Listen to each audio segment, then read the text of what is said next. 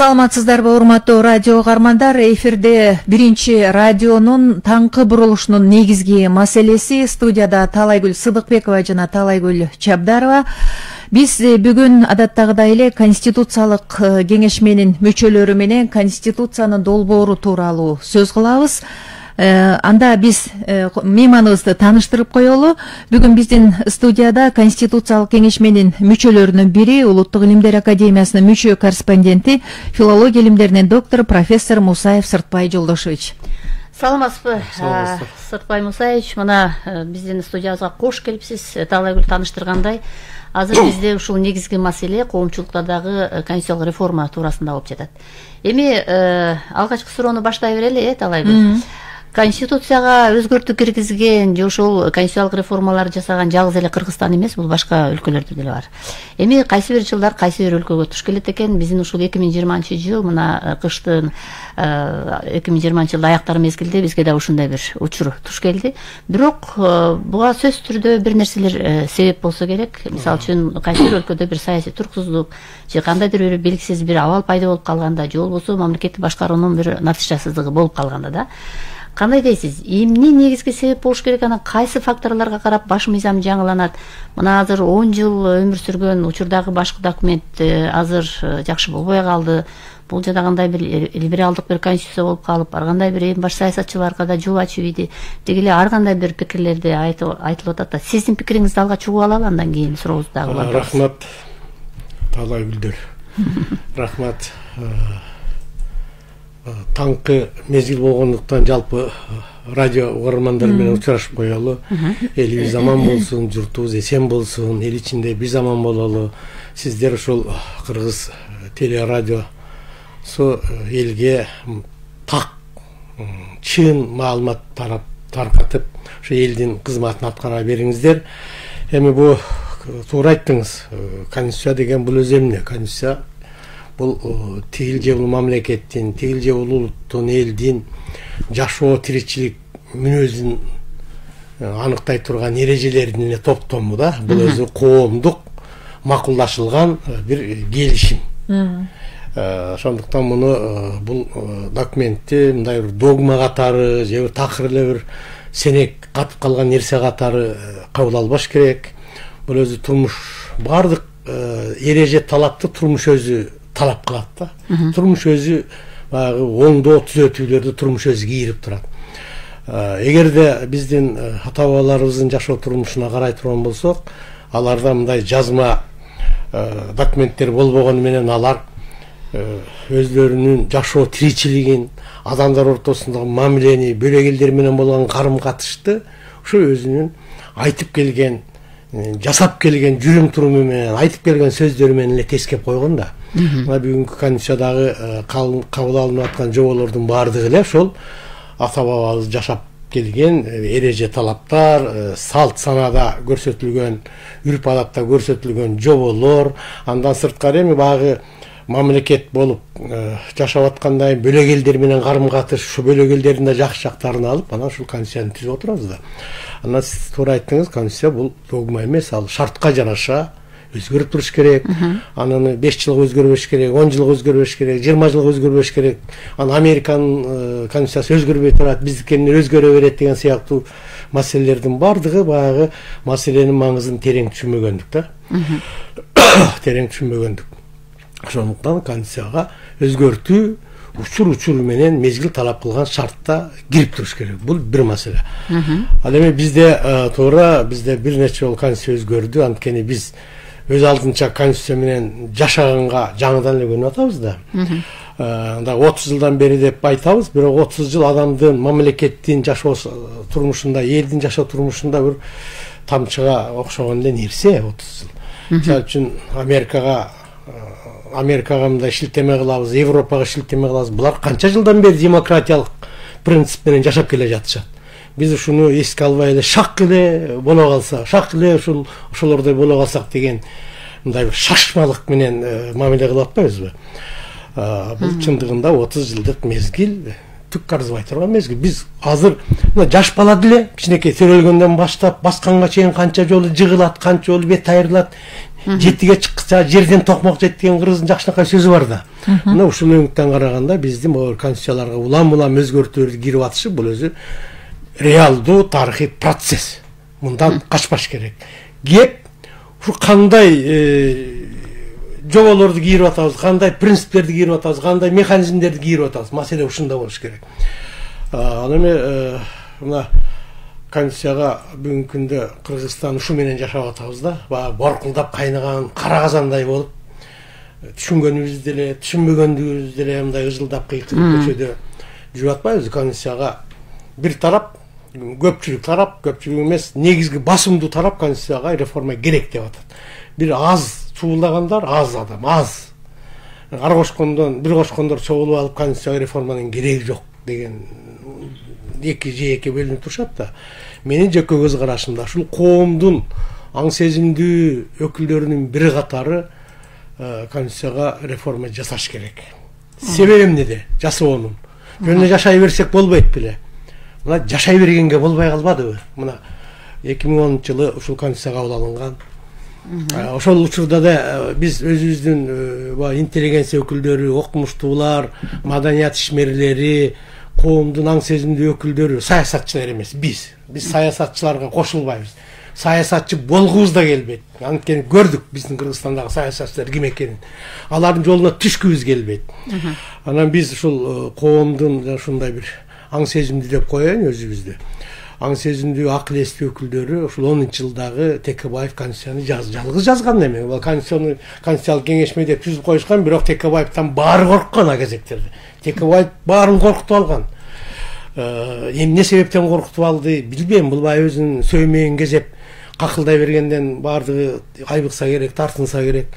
Анан бул өзү жалгыз отуруп, мен ошондо келип Кыргыз Тулусунда макалаларым чыккан, конституция жазып атасыңар, момундай деп сунуштарыбызды бергенбиз, бирок коомчулуктун сунушу кабыл алынган эмес. Текебаев өзү жазган, өзүнүн группасы менен, өзүнүн тобу менен. Ал кезекте Текебаевка шамиян кайтарган киши болгон эмес. Биз ошол учурда абал оор болчу, курч болчу, аны да түшүнөбүз. Ошол жагдайда жазыш керек, алыш керек, конституцияны иптеп ала коюш керек болчу. Анын баарын түшүнөбүз. Баарыбыз тең ушу бир укуктук талаага кирели деп конституциянын жоболору начар экенин, жаман экенин, иштебей турганын көрсөк дагы кой. Эл аралык коомчулук эртерээк бизди таанысын, биз бир укуктук талаага кирели деген сезим менен баарыбыз кол көтөргөнбүз, жапатырмак. Анан ал конституциянын мыктылыгынан эмес, элдин ушул укуктук талаага кирели деген ички жакшы сезимдин негизинде конституцияга баарыбыз кол көтөргөнбүз. Бул жерде эң чоң маселе, ошондо айтканбыз, партиянын диктовкасы келатат. Бийликти партия узурпация кылып алат. Анткени ошол кездерде мурдаттан бери калыптанып калган партия катары Атамекен менен СДПКнын күчтүү партия болуп турган. Текебаев болсо ошол Атамекендин баягы күчтүүлүгүн сезип, күчтүү партия деп. Анан мен ушул бардык жерден көп добуш алып келем, мен өзүм башкарам парламентти деп туруп, мен эми немелик кылбайм. Анын ою эмне экенин билбейм, бирок мага коомчулукка ушундай сезилген. Ал ушул конституцияны өзү үчүн жазып аткандай сезилген. Анткени 120 депутаттын ичинен 61 депутат добуш берсе, 61 добуш алса, келет дагы өзү бий, өзү хан, өзү болмокто. Ошон үчүн ал парламенттик республика кылам деп аракет кылган да, жан талашкан. Парламенттик республика болгондон президентти парламент шайлап калмак, парламенттин спикери бардык маселени чечмек. Ал ошого багыт алгандагы ушул багытта, ушул максатта өзүнүн конституциясын жазган. Анан мен аны майда чейин айтып отурбайм. Бул бир маселе. Экинчи маселе, биз ошондо эле мен сунуш киргенде айткам, партиянын монополиясы кылбаш үчүн, партиянын диктовкасы болбош үчүн ушу 120 депутатты 75ке түшүрүп 40-ын партияга берели. Анткени каалайбызбы, каалабайбызбы, демократиянын шарданында, демократиянын шартында партиялар бийликке келиш керек, партиялар иштеш керек.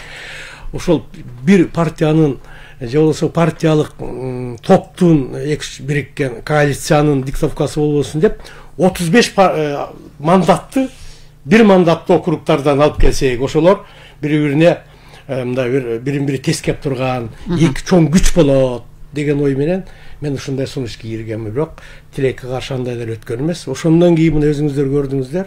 Мен кээде тамашалап коем, менин сөзүмдү өмүрбек уккан жок. Владимир Владимирович укту депчи. Ошол бизден кийин алар жанагындай 50%, бир мандаттан 50% партиядан алып келбедиби?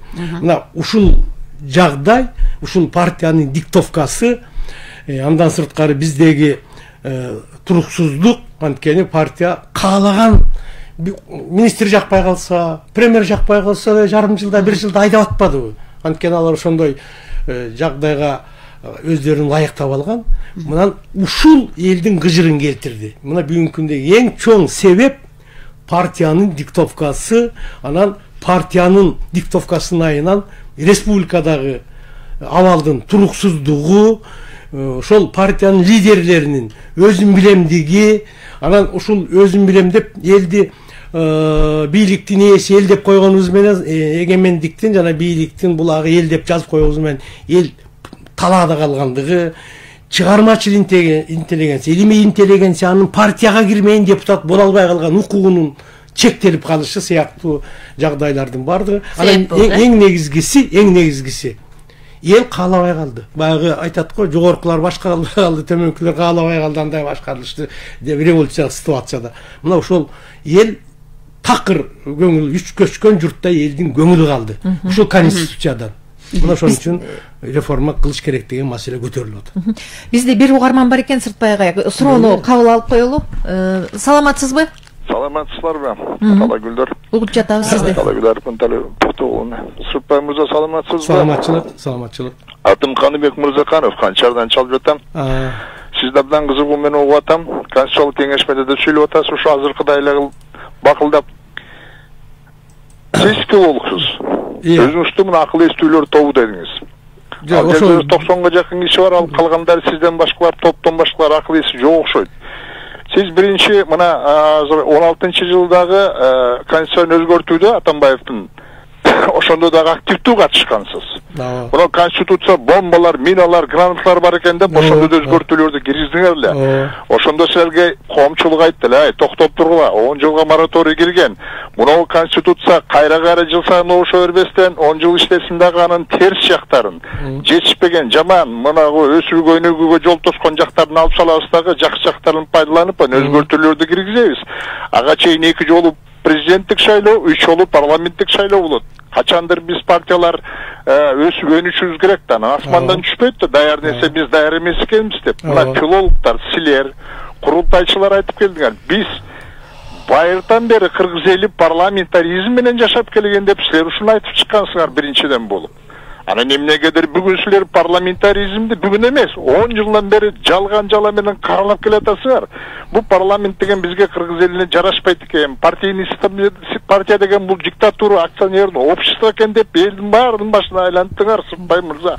Мен сиз менен урушпастан өзүмдүн гана пикиримди айтып атам. Айткыла, келгиле деп мен бара албайм силерге, ал жака академия наука.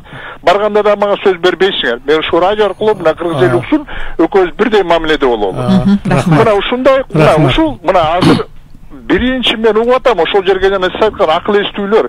Биринчи конституция 93-жылы кабыл алгандан бери мына бүгүнкү чейин катышып жүргөндөр ошол жерде сүйлөп атышат, бирин-бирин макташып, жакташып, мына сен качтың эле, мен качтым эле. Мына бүгүн дагы жазып атабыз деп. Ар бир конституцияны ушундай кылып мактап келе жатасыңар, элге иштейт деп. Анан мен сизден дагы бир нерсени айтып аталам да, мына ушул мен жеке ой, мына кабыл алынган конституция бул болгону бир кишиге бардык укукту берүү, анан жоопкерчилик деп атасыңар да, анын артынанчы. Анан курултайчыларга парламенттин ыйгарымдуу укуктарын берүү эле болуп атат. Андан башка эч кандай өзгөртүүлөр жок. Конституцияда ал жерде бир өзгөртүүлөрдү эле укмуштай сунуштаган жоксуз да, Сыртбай мырза. Рахмат сизге. Сөзүм Анан бул жерде силер баягы мына эми укмуш болобуз, эми сонун жыргап кетебиз деп атасыңар да, азыркы жаш атамекенди койчу, мен атамекенчимин, ошон үчүн мен атамекен партиясын колдоп келе жатам, мен мүчөсүм, мен өзүмдүн оюм, пикирим менен колдоп келатам да, социалисттик партиянычы. Анан эмислер болсо мына жаш партиялар жаңы муундар чыкты. Алар болсо өзүн ошолор азыр мур алмашып атат да. Алар эгерде мурда Советтер Союзу таркаганда 20 жашта же болбосо 30 жашта болсо мына 50ге келип калды. Билим алышып иштеп башка мамлекеттерди көрүп экөөбүз эми сиз менен мен баягы железный занавесте жашаганбыз да, Компартиянын эмес буйругу мененчи. Булар болсо башкача жашагысы келет да. Ооба, туура. Бизде убакыт бар да. Эми адамдар бар. Сизге чоң рахмат. Мен эми сиздин айрым сөздөрүңүзгө мындай жооп берели. Мен жанагы коомдун акыл эстүү аң сезим деп аткан бөлүгүнүн бири мүчөсүмүн да. Андайлар көп. Жанагы 90 киши 100 киши отурган дагы ошондой мүчөлөрдөн, ошондой адамдардан. Коомдо акыл эстүү деп кимди айтат? Ар-намыстуу, акыл эстүү дегендерди көбүрөөк учурда көбүрөөк акцент коюлуп, интеллигенцияга басым коюлат. Мен ошол интеллигенциянын өкүлү катары айтып атам да, акыл эстүү аң сезимдүү өкүлү катары деп. Бул бир маселе. Экинчи маселе, туура 16-жылы биз конституциянын концепциясын эмес, ошол жердеги орусча вариант менен кыргызча варианттын ортосундагы лингвистикалык карама-каршылыкты, туура эместикти оңдогонбуз да. Мен ошол комиссиянын төрагасы болуп 16-жылы ошондой иш жасаганбыз. Анткени мен такай жазып келгем, айтып келгем. Адегенде орусча жазасыңар, анын жаман тил менен кыргызча которосуңар, экөөнүн ортосунда карама-каршылык болуп атат деп улам жаза берип, анан ошол комиссия түзүп 16-жылы конституциянын бир аз эле жобосун оңдогонбуз. Андагы концепцияга байланыштуу бир маселе бар. Мисалы үчүн, эл аралык уюмдардын чечимдери Кыргызстанда түздөн-түз ишке ашат деген маселени Атамбаев оңдогон, бомбош жерде болгон. Андан бөлөк да бир экиш бомба жөнүндө кеп кылган. Мындай жалпы конституциянын жалпы структурасына, жалпы архитектурасына кийлигишкен эмеспиз. Мына ушул маселеге байланыштуу айтылган. Анда сырткары ар кайсы статьялардагы карама-каршылыктарды санап көрсөтүп, менин макаламда чыккан, юристтер менен чогуу иштегенбиз анда дагы. Вот, туура мен бул 16-жылкы конституцияга мен ошондой кийлигишкем. Анан кийинки маселе, мен өмүр бою бир да жолу парламенттик республика болсун деп ачыктагы, жабыктагы сүйлөгөн жокмун, макалада жаздым. Мен өмүр бою күчтүү президенттик бийлик керек Кыргызга деп келатам. Бул позицияман бүгүн да тайбайм, эртең да тайбайм. Анткени мен ушундай көз караш менде калыптанды, билем.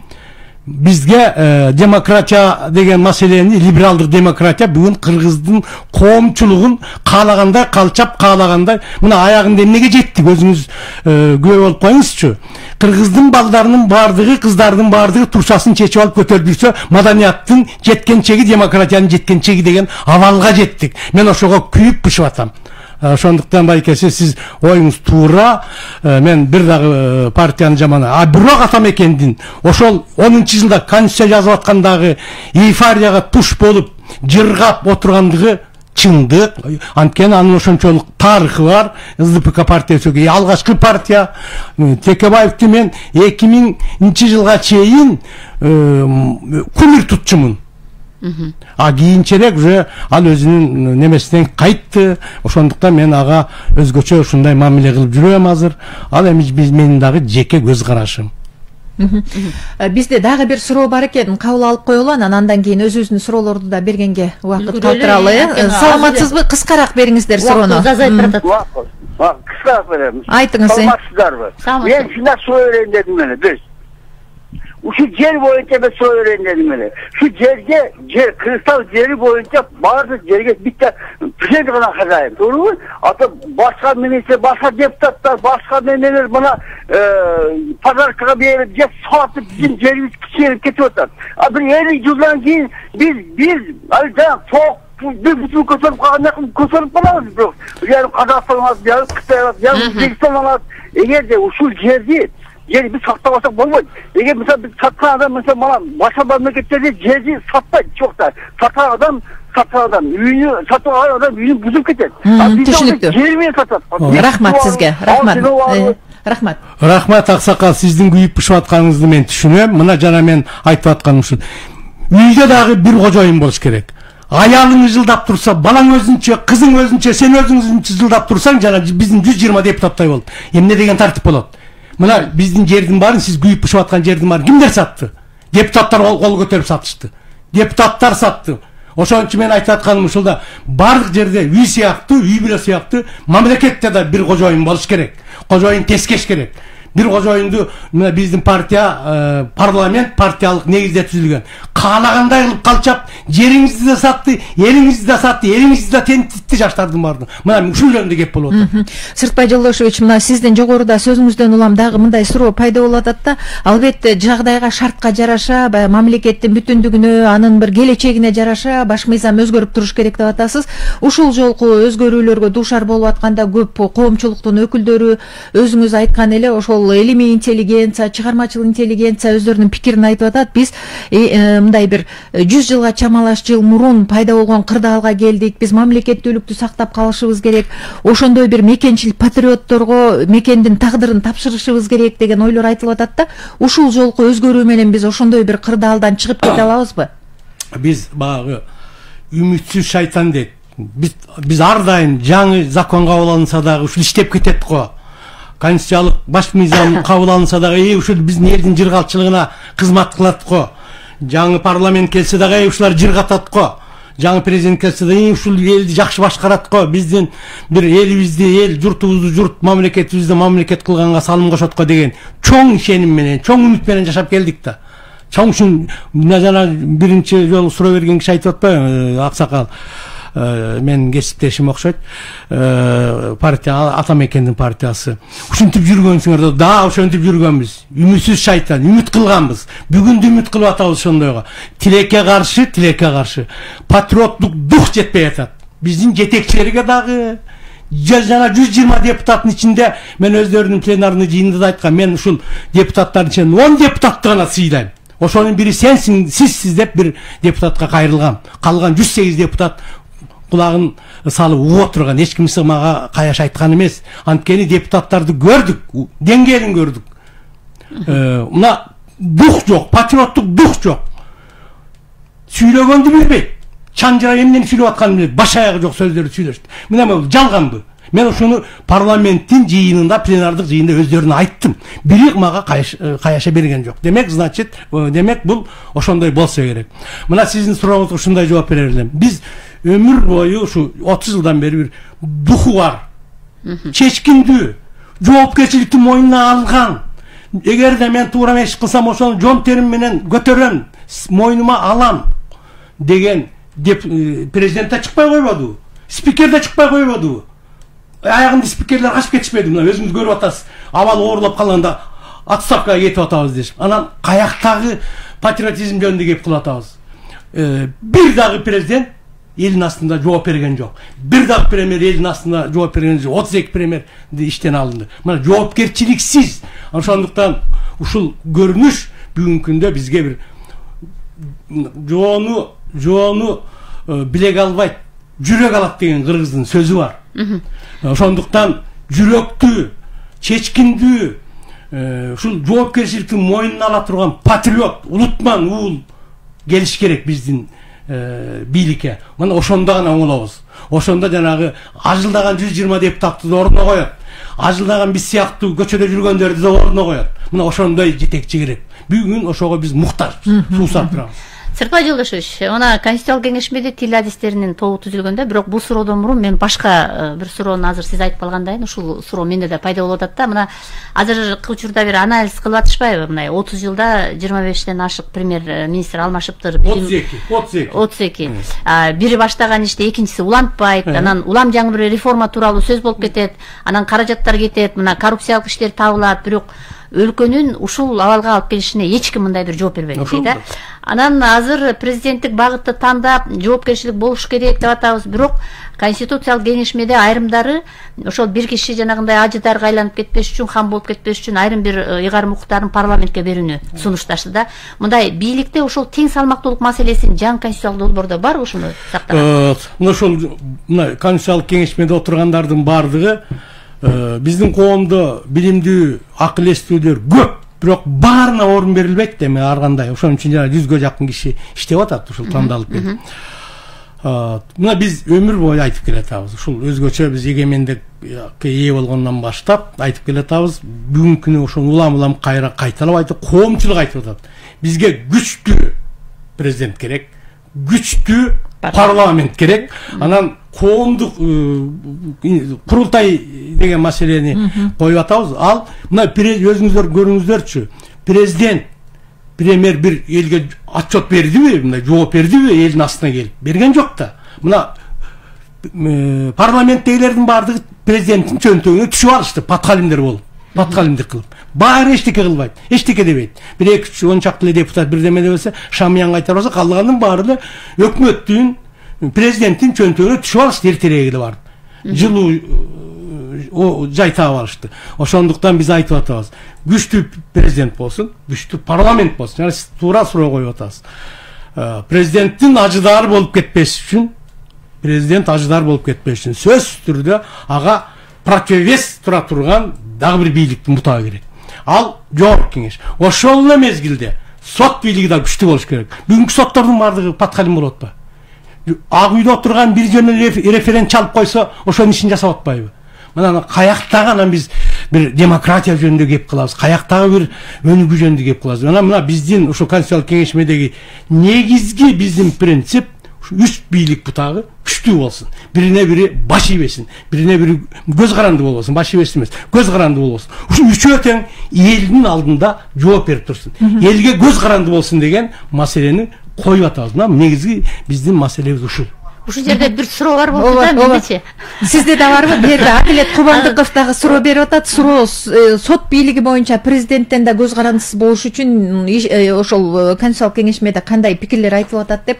Талай же сиздики да ушуга байланыштуубу? Жок, сот реформасы эмес, жанакы курултай деп айтып атпадыңызбы? Ошонун башында да курултайлар турат депчи. Анан азыр бизде мындай картина бар да, баягы жердешилик, трайбализм деген муну канчалык айтканыбыз менен баары орун алып атат. Бирок ар бир кичи мекенде төрөлгөн адам мындай бир өзүнүн бир мекенчил, ошол мындай жергиликтүү бир патриоттук, аймактык бир патриот катарында көрүнөт экен да. Сиз айткан жана курултай дегендер, ушул жердешилик, трайбализм деген сыяктуу нерселерди жөнгө сала алабы ушул конституциялык реформа менен эле ушуну мындай бир нукка түшүрө алабызбы? Мындай экен да. Биз өзү 30 кылым кыргыз.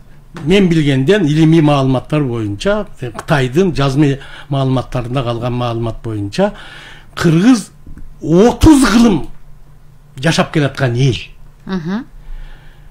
Ушу кыргызды эмне сактап келди? Кана дүйнөдө аты чыгып, дүйнөнү дүңгүрөткөн хундар, усундар, сактардан из да калган жок да, жоголду баардыгы. Ошолор менен катар жүргөн кыргыз калып атат. Кыргызды эмне сактап келген?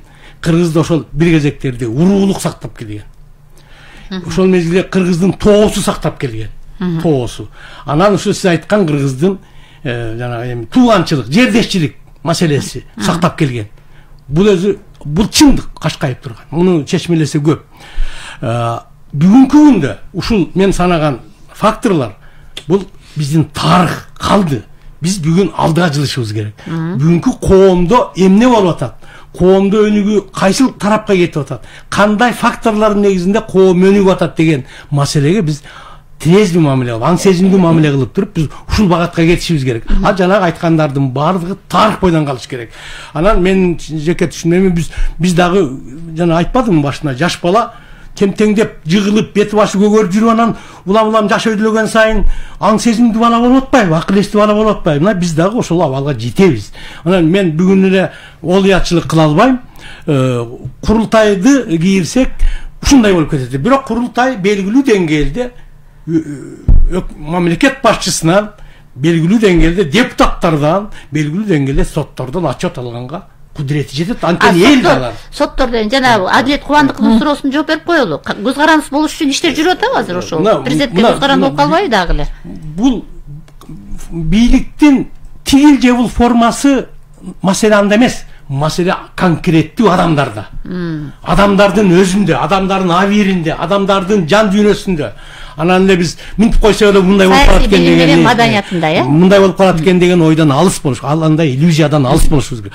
Дүйнөдө бар го, жалгыз эле президент башкарып аткандар бар, жалгыз эле монархия башкарып аткандар бар да, монахтар. Алар өнүгүп атпайбы? Анан эне биздики ушундай жылдашып эле жок.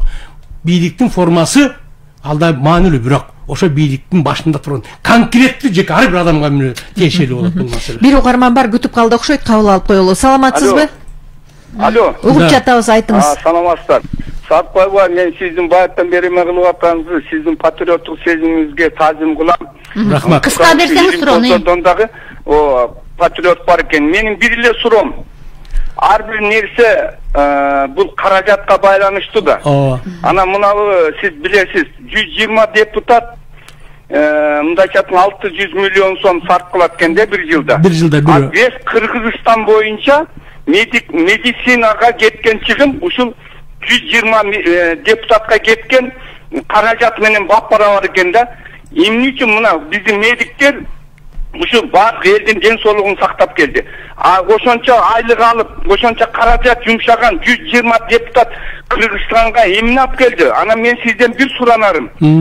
Бул ар бир мыйзамдын, ар бир закондун, ар бир эменин артында каражаты турат да. Ушуга сиздер ушу конституцияда ушу каражатты дагы көзгө алып койсоңуздар, сөздөп койсоңуздар, ошого анализ кылсаңыздар.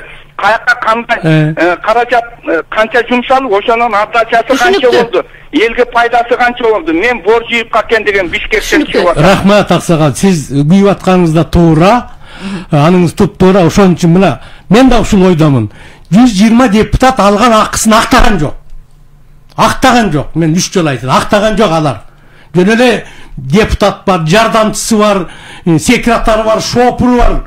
Ал эмне деген нерсе? Ошон үчүн жана 75ке түшүрөлү дегенибиз ошол. Ошон үчүн жанагы закон чыгара турган палатаны түзүп туруп, мейли канчадан 50 киши болобу, 60 киши болобу. Анан балким экинчи бир кезектерде болбоду беле, эл өкүлдөр жыйыны деген маселе болбоду беле. Алар акча албайт, каражат кетпейт. Або закон чыгарыш керек дагы, булар популист болуп алган да депутаттар. Биз бир жылда түкүнчө закон чыгардык дейт. Ал законун элге кыйынчылык алып келип атпайбы сен чыгарган закон? Элге жеңилдик алып берген жок да.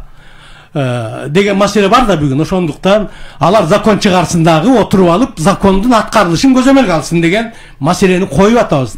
Албетте ал жерде менин бул сыяктуу ойлорум өтөбү өтпөйбү бөлөк маселе. Бирок мен ушул Кыргызстандын бир атуулу катары ушул оюмду улам-улам талашып чыркырап айтып атабыз. Сиздин оюңуз туура, медиктерге бериш керек. Медиктерди мына мугалим менен медикти колдон келишинче көтөрмөлөш керек, алаканга салып. Мына көрдүк го өткөндө, пандемия учурунда көрдүк го. Депутаттардын бир элге жардам берген жок. Балким өзүнүн айына жанагы акчадан жардам берген чыгар. Бирок жалпы коомчулукка мугалимдер менен медиктердей иш кылган киши болгон жок да. Президентибиз баш болуп, чындап келсе. Өкмөтүбүз качып кетти. Пандемия учурунда делдик деп. Ошондуктан мына биз ушул маселени коюп атабыз. Мугалим менен медиктерди алаканга салып көтөрмөйүн биздин мамлекет өнүкпөйт. Сиздин оюңузга кошулам. Сырпай Жолдошевич, сизди тилчи окумуштуу катарында да Фейсбукка суроо жазгандар бар экен да, анан ушундан улам суроо. Мына көп учурларда ушул мамлекеттик тилдин өнүкпөй атканына ушу баш мыйзамга киргизилип калган орус тилинин расмий тил катары кабыл алып калган себеп болду деген бир коомчулукта ушундай бир пикирди карманышат экен да. Бирок эми орус тили керек, ал эми тарыхыбызда бул тилдин да жардам тийген учур болгон. Бизге мына тагдырлаш экен бул тилде, тиги 1916 жылдагы кийинки учурду эске салыштырып карасак, ушундай бир биз орус тилин үйрөнүп, анан ушундай болуп калганбыз деп. Негизи эле айтсаңыз, ушу расмий тилдин зыяны тийип атабы?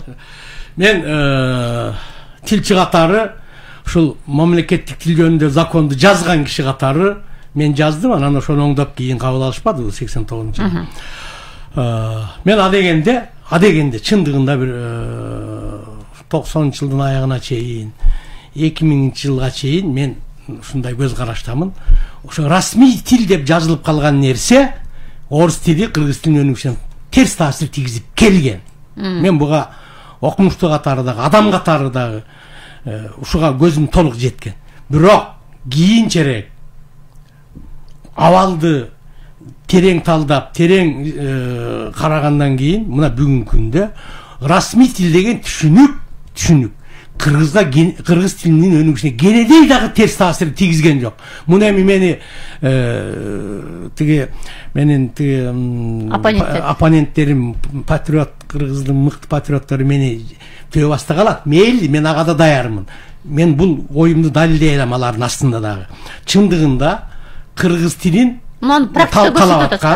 талкалап аткан кыргыз өзү. Мына бүгүнкү күндө депутаттарды караңызчы. кайсы тилде сүйлөп атат депутаттар? Тилин чайнап, сабатсыз китеп окуган депутаттар келип алып, кайсы тилде сүйлөп атат? Өзүнүн айылынын тилинде, өзүнүн көчөсүнүн тилинде сүйлөп атат. Бизде кыргыз адаби тили деген бар. Бул депутаттар элге үлгү боло турган кишилер да, чындап келсе. Жүргөн жүрүмү менен, турган туруму менен, сүйлөгөн сөзү менен элге үлгү боло турган адамдар да, тилекке каршы депутаттардай сабатсызды мен көрө албадым. Жана кечирип койсун сабаттуулар, мен баарын айттым, көп ошондой. Ошол үчүн мен бүгүнкү күндө эч тартынбастан, коркуп үркпөстөн, уялбастан туруп, кыргыз тилине өнүгүшүнө терс таасир тийгизип, бутун тозуп аткан кыргыздын өзү туура эмес сүйлөп, туура эмес жазып, сүйлөй албай чанжырап, эки сөзү кыргызча, үч сөзү орусча кылып сүйлөп аткандар, тилди талкалап аткан. Карап көрчү, а кезектерде жана 80-90 жылдарда мамлекет тилинде закон кабылданып атканда Кыргызстанда орустардын саны көп болчу, кыргыз болгону 54% болчу. Кыргызстанда жашаган, а бүгүнкү күндө 76-74% кыргыз өнүп туруп алат эле сүйлөсө. Мына бул жерде бир 5 киши отурса, 5тен орусча сүйлөгөнгө аракет кылышат. Мына кыргыз өзү орус эмес. Орустар мына костюмду алып кыргызча сүйлөп атпайбы орус. Кыргыз орусча сүйлөйт болуп атпайбы? Кыргыздын жаштары орусча. Мен мындан орусча сүйлөбөсүн деп айтпайм. Орусча сүйлөсүн. Ар бир кыргыз атагана 4тен 5тен тил билип турса не деген керемет. Оода. Менин кызым, 3 кызым бар. Үчөөтөн 3 тилде сүйлөйт, 4 тилде сүйлөйт. Эми ошол конституциялык кеңешмеде кээ бир адамдар өздөрүн пиарит этип ушул маселени көтөрүп атабы. Филологияда билингвизм деген неме бар да? Бар да. Многоязычие бар, билингвизм бар. Мындайда муну мен көтөрүшүм керек болчу. Менин милдетим болчу, адис катары дагы, анан кыргыз тилинин закон жазган киши катары, кыргыз тилге, кыргыз элинин тарыхына күйүп жүргөн киши катары. Мен секцияда көтөрдүм бул маселени.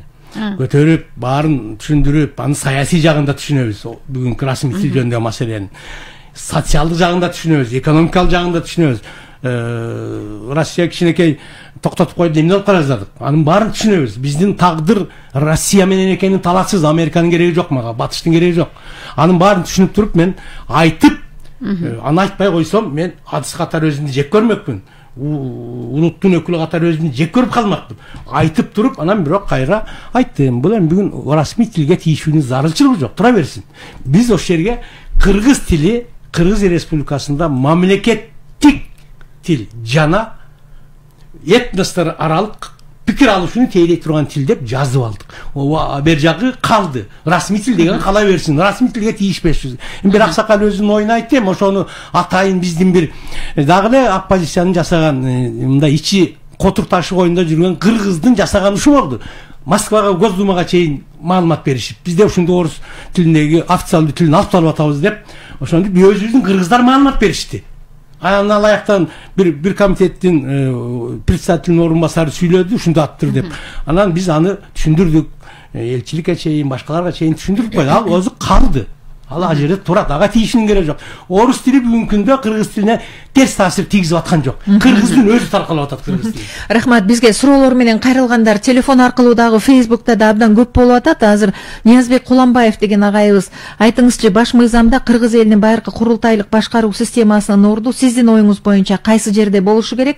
Президентке сунуш берүүчү ганабы же көзөмөлдөөчүбү дейт. Чубак Өмүрбеков деген замандашыбыз, абдан жакшы Сыртбай агай, студияга келишиңизге кубанычтамын. Мен бир сөздү өзгөртүү боюнча сунуш айтайын дедим эле. Жаран деген сөздү атул деп которуш керек. Атул деген туура болот. Кыргыз Республикасынын уулдары, кыргыз атанын балдары, атасы кыргыз уулу деп айтылса жакшы болот эле деген сыяктуу пикирин билдириптир. Эми ушундан баштайлы. Рахмат байке, сиз ушул силер сыяктуу таза патриот адамдар бар үчүн кыргыз эли бүгүнкү күндө 21-жылдын босогосунда жоголуп кетпей, жоюлуп калбай, дүйнөнүн маданияттуу, билимдүү элдери менен ат салышып баратат. Силер сыяктуу азаматтар бар үчүн. Эми жакында эле эң жакшынакай концепция кабыл алынды. Ушул концепциянын башталышына 5-6 жыл болгон. Мен ошонун башталышында да болгом. Кыргыз жараны деген эң сонун концепция кабыл алынды.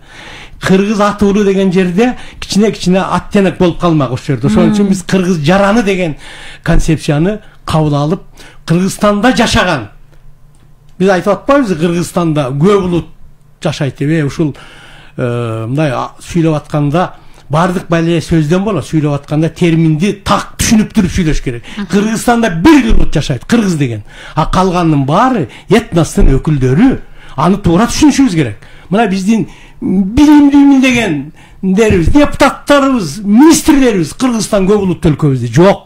Кыргызстанда бир улут бар. Дагы айтам. Ал кыргыз мамлекет түзө турган государствообразующий нация деп айтылат ал. Бир гана калганын бардыгы этностун өкүлдөрү. Анан бүгүнкү күндө жана кыргыз жараны деген концепцияда буквально ушул бир айга жете элек кабыл алынды. Мен аябай сүйүндүм ушул кабыл алынганда. Бүт бардыгы чет мамлекетке барса дагы, Россияга барса дагы, Казакстанга барса дагы, Кыргызстандын ичинде жүрсө дагы бүт бардык улут өкүлдөрү өзүнүн кыргыз жаранымын деп айтат. Паспортуна ошол жазылат. Ошондуктан бул маселе жакшы. Ал эми айрым бир документтерге мейли атуул деген дагы жакшы сөз, атуул деген гражданин дегенге дагы тете болот. Андан сырткары атуул дегендин патриоттук духу, атанын уулу экен деген сыяктуу патриоттук духту дагы чыгарып турат. Ал мен сиздин пикирге кошулам. Жаран деген кыргыз эле сөз экен да демек, Өзүнүн сөз кыргыз жаран деген. Анан жанагы бир аксакал дагы эмне деп андан мурда бу жигиттен мурда эмне деген суроо берди эле? Курултай боюнча суроо берген. Көзөмөлдөөчү же кеңеш берүүчү? Курултайдын орду. Эми бул маселени мен укуктануучу же болбосо правовед юрист болбогондуктан мен курултай институту кириш керек деген маселени бир топтон бери айтып жүрөм. Бирок мен өзүм ошо курултайларынын балдарына кошулуп тияк биякта чуркап жүргөн жокмун. Бирок жан дүйнөмдө курултай дегенди колдодум. Ошол институт конституцияга кириш керек. Бирок кандай статуста кирет, кандай механизм аркылуу тескелет? Мен аны юрист болбогондуктан, жана укук эмес, правовед болбогондуктан мен ага көп акылым жетпей турат. Менен көп нерсеге акылым жетпеген адаммын. Анан ошондуктан ага акылым жетпей турат. Бирок курултай институту деген маселени кириш керек деп сүйлөдүм, колдоп атам. Анын механизмдерин юристтер, анан дагы ошол курултай деп чуркап жүргөндөр чогулуп конференция өткөзгөн атышат. Мен баягы ошол талаш болгондо ушундай сунуш кирдим. Илимий конференция өткөзөлдө бир күн кечке. Анан ошол боюнча бир тактап бир пикирге келели деген ойду айттым. Ошону кабыл алышып буюрса өткөзгөн турушат. Анан мен ушул курултай деген сөзгө карата өзүмдүн жеке көз карашымды мындайды билдирдим. Кыргыздар эч качан курултай деген эмес. Бул курултай деген сөз монголдордун иши менен байланышкан. Монгол тили, түрк тилдери алыс тектеш тилдербиз, алыс тууганбыз. Бирок бул көбүрөөк монголдордун ишине байланыштуу. Аларда ушул курултай деген сөз көбүрөөк колдонулат. Кыргыздар кийин съезди курултай деп 20-жылдардан кийин колдоно башташкан. Которуп съезд дегенде. Бирок менин жеке баамымда курултай жанагындай ассоциацияга, монголдор менен болгон ассоциацияны жаратат. Мен кыргыздардын турмушунда же кыргыздар топ деп эсептеген, топ деген. Топко барам деген ошо курултайга бараткан, съездге бараткан, топко баратам же болбосо чоң жыйынга баратам дешкен. Кыргыздардын биздин болуштар, бийлер, ата-бабалар чоң жыйынга барабыз деп сүйлөшкөн. Бул мен эми Кудайга шүгүр көп кишиге караганда тарыхты, элимдин тарыхын, дүйнөнүн тарыхын эмес, элимдин тарыхын окуп алган кишимин. Бир топ нерсесин окуп билип алган кишимин. Көп билбегендерим да көп, бирок бир топ нерсени билип алган кишимин. Ошол элдин тарыхында чоң жыйын деп атаган. Мен сунуш кирдим. Улуттук улуу жыйын. Курултай эмес, улуттук улуу жыйын. Да 3 сөздөн туруп атат. Керек болсо так аныкташ үчүн 5 сөздөн да колдонсо болот. Анан курултай дегендин ордуна ушу Кадыр Кочалиевиме да айттым, башкаларга да айттым, сүйлөштүм. Макул байке, макул мейли. Биз ага каршы эмеспиз дешти. Улуттук улуу жыйын. Бул жерде улут жөнүндө кеп болуп атат. Анан ата бабабыздын мурасы улуу жыйынга барышкан алар. Мына ошон үчүн улуттук улуу жыйын деген курултай деген сөздүн ордуна мындай немеде документте ошондой кетсин. Анан эл колдонам десе кыскартып колдоно берсин. Ага мен каршы эмесмин. Бирок официалдуу түрдө улуттук улуу жыйын деген жакшы аталыш, туура аталыш. Улутка кичине ээ тарткан, улуттун өзгөчөлүгүн басым койгон термин деп мен ошондой сунуш кирдим. Бизде телефон чалуу жок болсо суроону жана бир суроону айтып калбадым. Конституциялык кеңешмеде тил адистердин тобу түзүлдү депчи. Анан бул эми жанагы лингвистикалык комиссия ошол 90 адамдан турат экен. Алар баягы каталарды карашат. 90 адам эмес. он чакты адам. 10 чакты адам, эми ушул топ азыр кандай ишти алып барып атат? Анан эмне үчүн ушул баш мыйзамдарды мындай жазгандачы, кыргызча жазуудан баштабайбыз? Эмне үчүн Кыргызстанда деги эле документтер мындай орус тилинде жазылып анан кыргызчага которулуп атпайбы? Анан айырмачылыктарын карап калып эле анан туура эмес калыптыр, экөөнүн мааниси кошпой калды деп атпайбызбы? Негизи, анан тил адистерининчи Сыртбай Жолдошов, азыр ушул тил адистеринин потенциалы мындай жетиштүүбү? Азыр кандай булар? Талайгүлдер силер мындай мени тилчилер менен кайраштырганга сурап атасыз. Туура, рахмат, мен тамаша иретинде айтып атам. Туура тилчилерден түзүлдү адис. Мен ушу түзүлгөндөрдө мурда бир сөз айтайын. Мен bir gün geç geldim, antkeni ulуттук конституциялык кеңешме 5-күнү түштөн кийин жолугушуп антип тишти, бирок мен ал күнү келе албай 6-күнү келдим, биринчи башталган. Анан ошондо ага чейин дагы ушу сөз болушкан экен. Кандай кылабыз, орусча жазабызбы, кыргызча вариантын иштейбизби, орусча вариантын иштейбизби деп. Тиги анткени жогорку кеңештен бизге вариант түштү да орусча, кыргызча. Анан мен келип эле биринчи эле сөзүм ушу болду: "Эй, урматтуу юристтер" дедим. "Кечирип койгула, байкелер, жекелер, мен сиздердин билимиңиздерге кенедей да шек келтирбейм.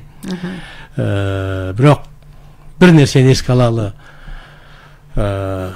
Ушул конституцияны кыргызча вариантын иштейли, кыргызча жазалы. Жазып көрөлү. Жазалы.